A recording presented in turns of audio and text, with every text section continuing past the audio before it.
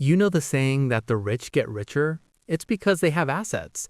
The rich are able to use these assets to generate more wealth and procure even more assets. You know the saying that the poor get poorer? It's because of a thing called inflation. When governments print more money, the value of money goes down and the cost of living goes up. The rich, though, have assets. These assets protect them from the devaluation of currency. It's those without assets that are hurt during inflation. Hello, and welcome to Epic Finesium Odyssey. Today I'm talking about why I believe people should also invest and not just save.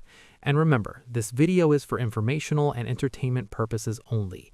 Nothing here should be used as or construed as financial advice, and I am not a financial advisor.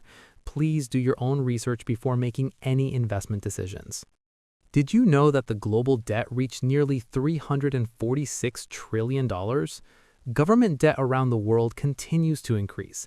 The U.S. national debt is over $38 trillion. It's fairly certain that the U.S. won't be able to pay all this debt back through normal means, and it's highly unlikely for the U.S. government to default on its debts. So, how will it pay back its debts? If we look at history, governments use devaluation and inflation to shrink debt burdens. Some examples are Weimar Germany, post-World War II Britain, Imperial Rome, post-World War II Greece, and China in the 1940s. If we go through a long cycle of currency devaluation and high rates of inflation, I believe the safest place to be is holding assets and not just fiat currencies. And this isn't something just for the rich. It's something that the average person has access to. Sure, some people were born into wealth. Others had exceptional talent that they were able to monetize. Others got really lucky and hit it big. But did you know that this isn't out of reach for you? In the US, around 80% of millionaires are first generation, and one-third never hit six-figure incomes annually. In the Ramsey Solutions report, only 15% of millionaires were in C-suite or VP roles. 93% in the report credit hard work, not high salaries.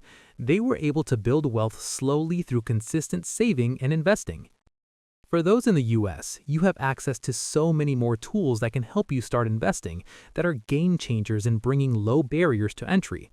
Trade commission fees are, for the most part, gone. I remember when I would have to pay $5 commission fees on every trade. When only having $100 to invest, commissions would eat 5% of my money right from the start. That drag is now gone. You can also buy fractional shares.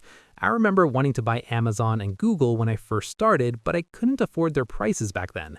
Now I can buy 0.01 shares if I wanted to. This is a game changer and allows me to create my portfolio of 50+ companies with limited funds.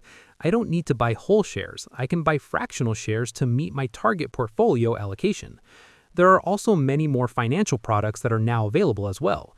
The cost of ETFs have fallen to negligible amounts. For example, VOO has an expense ratio of 0.03%. There are now covered call ETFs, fractional shares of bonds, equity crowdfunding, leveraged ETFs, retail private funds, robo-advisors, digital assets, and more. We are living in what I see as a golden age of investing with opportunities all around us. Of course, whether or not investing is right for you is up to you. Everyone is at different life stages and has different financial needs and goals. And whether you have access to these tools or not, investing doesn't have to be complicated. In my other videos, I talk about commodity income funds, energy companies, AI, robotics, etc. This is simply because investing is also a hobby for me. My other portfolios, such as my retirement account, are very simple. My retirement account is just a target date fund. The portfolio I made as insurance for my dog simply holds bond ETFs and VOO.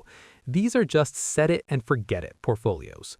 What I find the most important is getting started. And this is what getting started now can look like in the future. If you started investing $100 every month at the age of 25 and continued investing for 40 years at an 8% annual rate of return, you would have an ending balance of $324,180.39. $276,180.39 of that is from the compounding, while only $48,000 were contributions you made. Now let's say you started at the age of 35 and invested $100 every month for 30 years. You would have an ending balance of $141,761.32. If you started at the age of 45 and invested for 20 years, you would have an ending balance of $57,266. Time is one of the most powerful tools that you have when it comes to investing. As one of my favorite channels here on YouTube says, the best time to start investing was yesterday. The second best time is now. The later you start, the more you would need to contribute to reach the same goal. Of course, there are risks. The massive leverage in the system can go belly up, causing asset prices to implode and get slashed as people try to liquidate. This is why I believe it's important to not be over-leveraged. There could be a recession or a market crash where prices fall 60%. Maybe you buy gold and then the government comes and confiscates all of it like the US government did in the 1930s. But holding cash and just letting inflation tear away its value is also a risk. Why did I start investing? I started investing because I found it fun. I enjoyed watching the stock tickers go up and down, looking through financial statements and researching companies. But that might not be you. Why do I still invest? I believe that investing helps protect myself from currency devaluation. I believe that investing will allow me to reach a point of financial freedom. I invest because I view it as a tool to allow me to live the life I want in the future and support the organizations, ventures, ideas, and people I believe in. I invest because it's a hedge to my aging body and eventual decline in the value of my outputs. Ask yourself, why should you start investing?